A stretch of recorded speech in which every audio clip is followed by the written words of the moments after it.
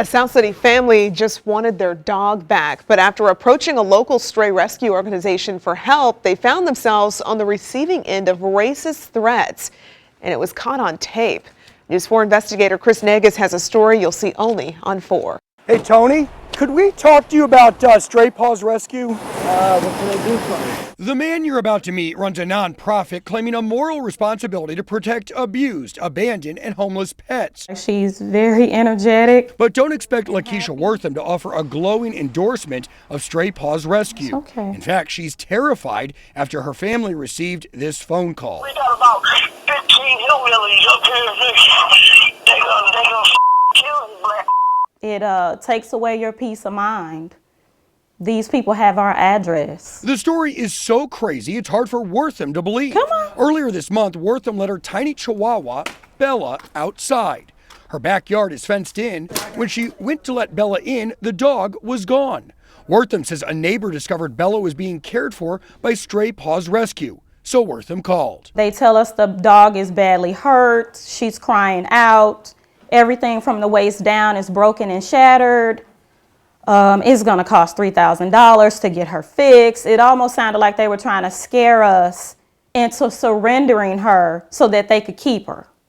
And because we weren't doing that, they stopped taking our calls. After getting nowhere with the rescue organization, Wortham says she got an anonymous tip. We get a private phone call from some lady I don't know, and she tells us our dog is at a particular address. And we go there. In O'Fallon, Missouri. In O'Fallon, Missouri. The tip led her to this suburban ranch. Wortham called police. Officers escorted her family to the house with Cheerio boxes blocking the windows. We see your dog in here.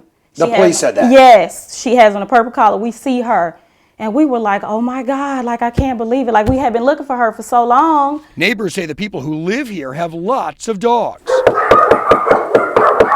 I could hear them when I knocked on the door. Nobody answered, but state records show the woman who lives here is the vice president of Stray Paws. Over the phone, she told me her interaction with the Worthams was cordial. Hello? No problems at all. But as the Worthams drove home with their dog, they got a phone call they will never forget. Wortham's husband recorded it.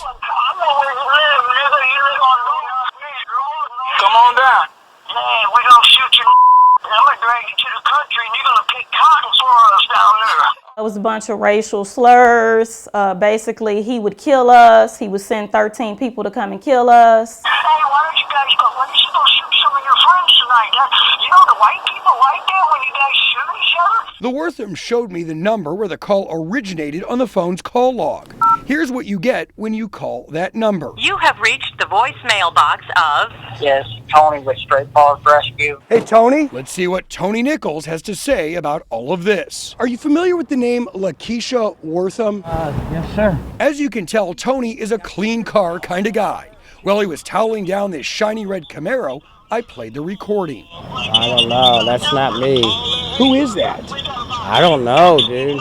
This individual is calling them after they picked up the dog in O'Fallon I don't on know. a racist tirade. I don't know, sir. Nichols denied making the call or knowing who did. In a follow-up phone call, he told me he didn't know who was using his phone that day.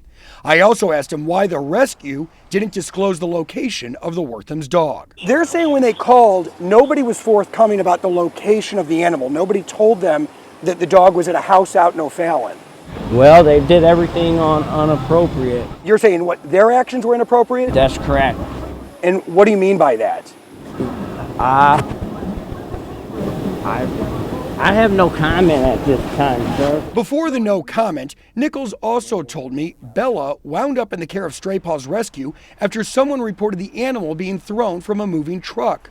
Wortham says none of it makes sense. Do you feel like it's kind of a miracle you've got this dog back? It really is. Wortham reported the racist call to St. Louis police. I wanted to give Nichols every opportunity to explain the ordeal, but he was more focused on his car. Your car looks pretty clean here. I mean, is there any way we could stop for a minute and just talk about this? No, because I just took the car cover off and I want to keep cleaning my car, sir. Eventually, Nichols walked away from the shiny ride and jumped in a Stray Paws minivan, offered a friendly wave, and drove off.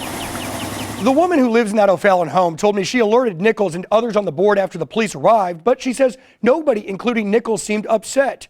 We got a letter from Stray Paws. They make it clear they were contacted about the dog being thrown from a car. At no time did our volunteer open a gate or steal this dog from anyone's backyard. The organization also paid for the initial visit and treatment of this dog from its own funds and said this dog was not wearing any tags, nor was she microchipped. Regarding the phone call the Worthams received, we will not tolerate misconduct or discrimination in any form by any of our volunteers or board members. They are conducting a full investigation.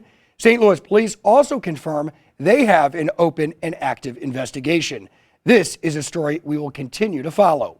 Chris Negus, News 4.